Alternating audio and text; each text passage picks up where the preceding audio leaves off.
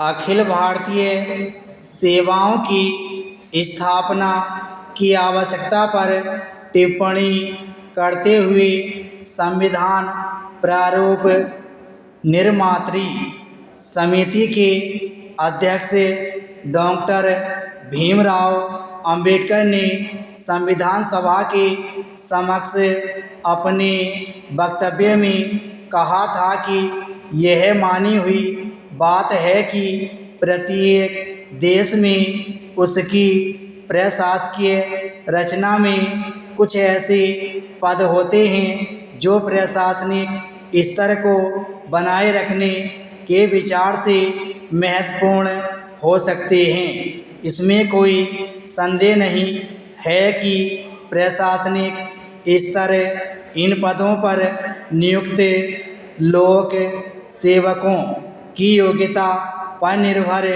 होता है। संविधान में यह प्रावधान किया गया है कि एक अखिल भारतीय सेवा होगी और केवल उस सेवा के ही सदस्य संघ भर में ऐसे महत्वपूर्ण पदों पर नियुक्त किए जा सकेंगे। इस प्रकार अंबेडकर ने उस योगदान पर बल दिया जिससे इस प्रकार की सेवा द्वारा संघ और राज्यों की प्रशासन में अधिक कार्यकुशलता उत्पन्न की जा सके। साइमन कमीशन के अनुसार इतने विशाल क्षेत्र में यदि संपर्क बनाए रखना है तो केंद्र तथा प्रांतों के बीच सेवाओं का उचित चक्र आवश्यक है। A.D. गोरवाला के शब्दों में राष्ट्रीय एकता की स्थापना में यह सेवाद एक मूल्यवान योगदान सिद्ध होगी। प्रत्येक प्रांत अपने प्रशासन में बहुत से ऐसे तत्वों की एक प्रतिकृति उत्पन्न कर लेगा जो इस प्राचीन देश की संपन्नता में योग देते हैं।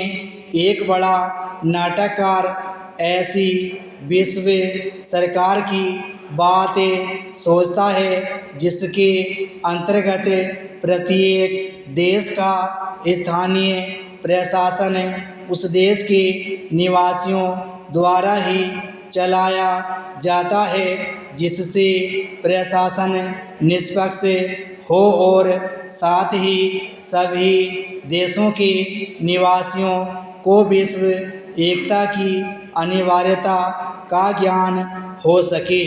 हम भारतीय इतने भाग्यशाली हैं कि यदि हम चाहें तो इस प्रयोग को एक बड़े पैमाने पर कार्यान्वित कर सकते हैं। विघटनकारी प्रवृत्तियों को सफलतापूर्वक रोककर एक रूपता स्थापित कर सकते हैं। इस प्रकार स्पष्ट है कि यह सेवा देश भर में प्रशासकीय प्रणाली में समरूपता स्थापित करने में प्रभावशाली एवं आवश्यक है।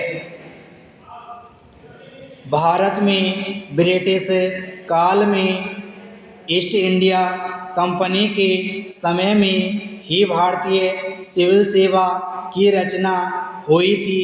अतः भारत में हमेशा ही सेवाओं का अखिल भारतीय संवर्ग उपस्थित रहा है, जो कि बाद में धीरे धीरे अखिल भारतीय संवर्गों की संघीय सरकार के विभिन्न विभागों में अधिकारियों का संवर्ग स्थापित हो गया, परंतु ये सभी सेवाएं गवर्नर जनरल के नियंत्रण में न होकर सीधे भारत मंत्री और उसकी परिषद के अधीन थीं।